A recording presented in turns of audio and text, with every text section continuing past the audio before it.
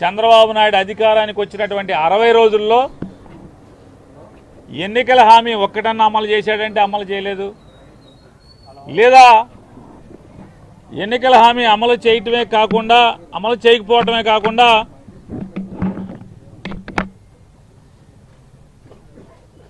ఓ మంచి కార్యక్రమం ఏమన్నా చేశారా అంటే ఈ రాష్ట్రాన్ని ఉద్ధరించేదానికి ఒక్కటి చేయకపోగా అన్నీ ఎఫ్ఐఆర్లు కడతాం, తప్పుడు కేసులు కడతాం, దొంగ కేసులు కడతాం. ఏదో రకంగా వైఎస్ఆర్ కాంగ్రెస్ పార్టీలో ఇటువంటి జెండా మోసే చిన్న కార్యకర్త దగ్గర నుంచి మాజీ మంత్రుల వరకు అందరినీ కూడా భయభ్రాంతులను చేసి ఎవరు కూడా పార్టీ పరంగా బయటికి రాకూడదు, తద్వారా రాజకీయ లబ్ధి పొంది దీర్ఘకాలం తన కొడుకు ఈ రాష్ట్రాన్ని అధికారాన్ని అనుభవించే కుట్రలో భాగమే ఇవాళ జోగి రమేష్ గారి కుమారుడిని కేసులో ఇరికించడం. అంటే ఏం తప్పు జరిగిందని చెప్పని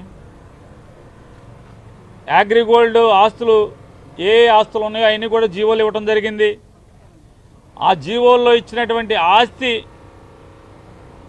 నువ్వు ప్రభుత్వంలో ఉన్నావు, ఆస్తులు ఎక్కడైతే సర్వే నెంబర్లు ఉన్నాయో ఆ సర్వే నెంబర్ ఉన్నటువంటి ఫీల్డ్ సర్వే ఎక్కడ చేసుకుంటే ఆ నంబర్ పొలానికి కానీ జోగి రమేష్ గారి కొడుకు కొనుక్కున్న పొలానికి కానీ ఎక్కడ సరిహద్దులు ఏమైనా ఆనుకుని ఉన్నాయా, కనీసం పక్కపక్కన ఉన్నాయా, పోనీ కనీసం ఆస్తులు ఆనుకుని సరిహద్దుల్లో కూడా ఎక్కడ లేకుండా పోనీ జోగి రమేష్ గారు ఏమైనా తప్పు చేశాడా అంటే జోగి రమేష్ గారు 2022లో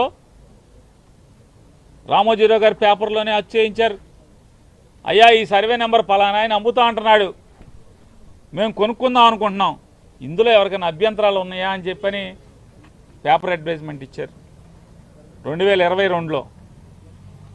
ఎవరు అభ్యంతరం తెలపలేదు, కనీసం సిఐడి డిపార్ట్మెంట్ అభ్యంతరం తెలపలేదు, లేదా ఎవరు కూడా అభ్యంతరం తెలపలేదు.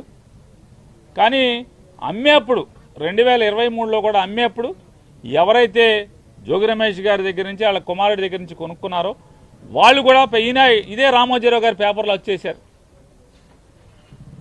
అయ్యా ఈ పొలం మేము కొనుక్కోదలుచుకుంటున్నాం, ఎవరికైనా అభ్యంతరాలు ఉన్నాయా అని. ఏ డిపార్ట్మెంట్ కానీ ఎవరు కూడా అభ్యంతరాలు తెలపలేదు. అగ్రిగోల్డ్ ఆస్తులు ఏదైతే ప్రభుత్వం జీవో కూడా అక్కడ లేకపోగా వీళ్ళు అన్నీ చట్టరీత్యా చట్టానికి లోబడి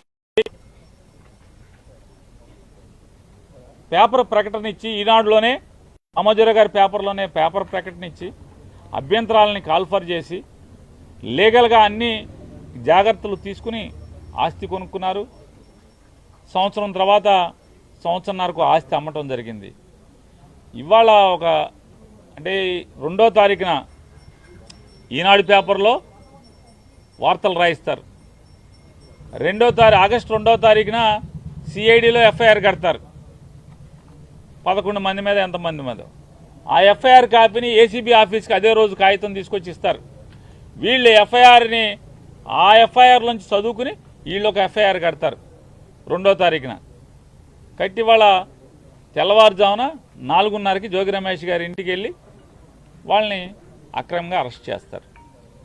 కేసు అక్రమంగా కడతారు, అరెస్టులు అక్రమంగా చేస్తారు. పోనీ నువ్వేమన్నా విచారణ చేసావా, స్టేట్మెంట్ తీసుకున్నావా వీళ్ళ దగ్గర? ఇంత పద్ధతిగా అంటే లీగాలిటీ ఎక్కడా మిస్ అవ్వకుండా, లీగల్ ప్రొసీజర్ ఎక్కడా మిస్ అవ్వకుండా చట్టరీత్యా లేదా మనీ ట్రాన్స్ఫర్ చేసి పోనీ ఏమన్నా డబ్బులు అకౌంట్ ట్రాన్స్ఫర్ చేయకుండా కొన్నారా, డబ్బులు ఇచ్చేప్పుడు కానీ, లేదా పేపర్ అడ్వర్టైజ్మెంట్ ఇవ్వకుండా కొన్నారా, పోనీ ఆనుకుని పోనీ ఏమన్నా నంబర్లు మార్చేసారంటకి చంద్రబాబు నాయుడు ప్రభుత్వం ఇచ్చినటువంటి అగ్రిగోల్డ్ ఆస్తులకి ఏమన్నా సరిహద్దులు చేస్తుందా? అసలు సంబంధం లేదు. అగ్రిగోల్డ్ ఆస్తులకి జోగి రమేష్ గారు వాళ్ళు కొనుక్కున్న ఆస్తికి అసలు సంబంధమే లేదు కదా. లేని పరిస్థితుల్లో ఇవాళ సిఐడితో అదే ఆగస్టు 2వ తారీఖు ఒక కేసు కట్టించి, ఏసీబీతో ఒక కేసు కట్టించి విచారణకు కూడా కనీసం పిలవకుండా ఏం జరిగింది, నువ్వేం చేశావు, నీ పాత్ర ఏంటనే విచారణ కూడా చేయకుండా జోగి రమేష్ గట్టిగా మాట్లాడాడు, గట్టిగా తిరగబడ్డాడు. జోగి రమేష్ని రాజకీయంగా ఎదుర్కొనలేక, రాజకీయంగా నన్ను తిట్టాడు కాబట్టి, నన్ను ఎదిరించాడు కాబట్టి, నేను జగన్మోహన్ రెడ్డి గారిని తిడితే నా మీద తిరుగుబాటుగా మళ్ళీ నా మీద మాట్లాడాడు, విమర్శించాడనేటువంటి కక్ష కడుపులో పెట్టుకుని రమేష్ని ఏమీ చేయలేక మానసికంగా వేధించడం కోసం జోగి రమేష్ గారి కొడుకు మీద ఈ రకమైనటువంటి వాళ్ళ బాబాయ్ మీద అక్రమ కేసులు పెట్టి, చంద్రబాబు నాయుడు గారికి ఒకటే చెప్తున్నాం, నీ ఇష్టం రాష్ట్రంలో ఉన్నటువంటి 175 నియోజకవర్గాల్లో ఉన్నటువంటి వైఎస్ఆర్ పార్టీకి సంబంధించినటువంటి అందరినీ కూడా లోపలేసుకో, నీ మీద పోరాటం చేసేది ఖాయం. మేమంతా జైలుకి వెళ్ళటానికి సిద్ధంగానే ఉన్నాం. నీ తప్పుడు కేసుల్లో, అక్రమ అరెస్టులో ప్రతి ఒక్కళ్ళం కూడా వైఎస్ఆర్ కాంగ్రెస్ పార్టీ జెండా మోసే ప్రతి చిన్న కార్యకర్త దగ్గర నుంచి కూడా జగన్మోహన్ రెడ్డి గారి దాకా అంతా సిద్ధంగా ఉన్నాం. నీ చేతనైంది నువ్వు చేసుకో. అయినా సరే తెలుగుదేశం పార్టీ చేసేటువంటి తప్పుల మీద, ప్రజలకి మోసం చేసే దాంట్లో పోరాటం చేయకుండా ఉండడం మొదలం, నిన్ను నిలదీయకుండా ఉండడం మొదలం అనేది కూడా చంద్రబాబు నాయుడు గారికి ఈ సందర్భంగా అంతిమంగా న్యాయం చేస్తుంది.